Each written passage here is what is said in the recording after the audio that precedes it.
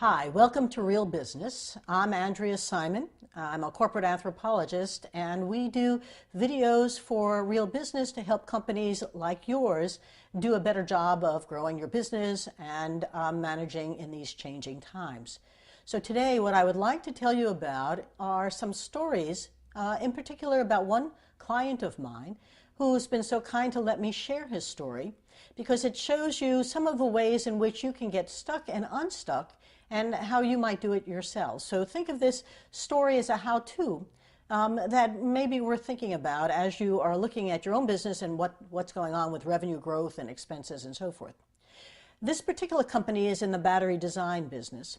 It was an original equipment manufacturer, an OEM, and was right here in New Jersey. It was a company that was 25 years old, and I was brought in after they had 3 years of no growth. And that's a very typical way in which we get hired, because 3 years of no growth, we lost 3 RFPs, our sales force have brought in no new sales opportunities. It usually is a catalyst for people to stop and wonder what's going on and why are we stalled. In this particular case, the OEM took specs from big companies and built batteries to their specifications, to their design. And they were very proud of the way in which they created such wonderful battery power and how long-lasting their relationships were with their customers. The only problem was, for an OEM, unless they have customers who are growing, they don't grow. So unless you bring in new customers or your customers are growing, you stay flat, and that's not a good place to be. In addition, what we found was they were, as a $25 million company, a typical mid-market company, and 22 of their 175 customers were the ones who really supported 90% of the business. So they had a lot of customers, but only a few who really represented the core of their business. So with that as sort of a platform, let me tell you what we saw. 3 years of no growth, the sales force not bringing in new clients, their clients not growing. What are we going to do? So we went out into the field and we began to listen. And I always tell my clients to take a look and see who a non-user could be. Who is using you, but who isn't using you? Who could be using you? Who has tried you but isn't using you all the time? What are they doing as a solution? So we went out to their own customers and began to talk to people who they normally never talk to, like the R&D area, or the marketing people, or the chief executive officer. We spent time on the floors of some of the manufacturing plants, and we sat and listened. This is a listening time. So, think about how often do you get out of your office and actually sit with people who you normally don't deal with in a client or a non-client, and listen to them talk about the business and what might be a way in which you could add value, perhaps in an innovative way. So what did we hear? Their clients were very pleased with how they built batteries from the specs. But what they really were interested in was, how fast can you get me some good ideas? Or what's going on in the power solution arena that we should know about? You're the experts. My client would say, but we take their specs and we build to design. And they said, but we really want a competitive advantage. In fact, in one case, I asked their client, who are your competitors? We build batteries. We'll build their batteries.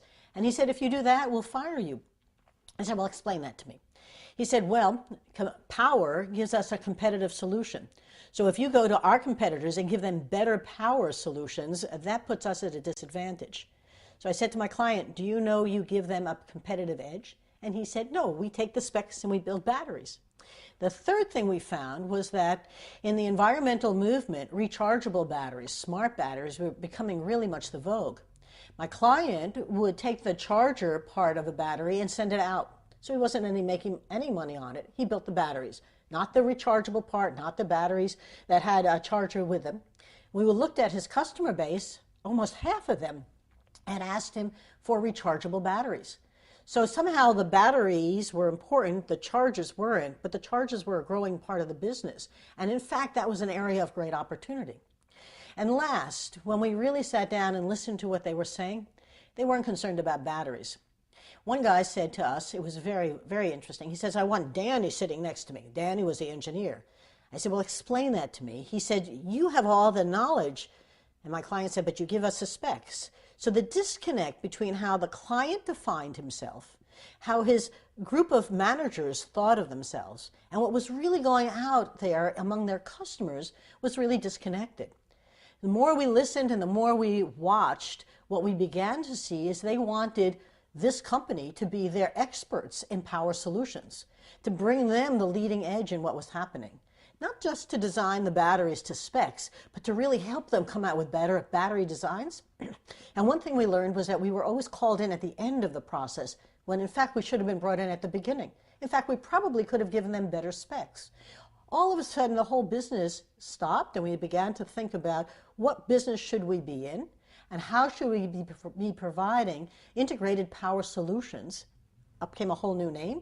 We were EAC, Integrated Power Solutions, and we provided a whole new way of thinking about power, not just batteries.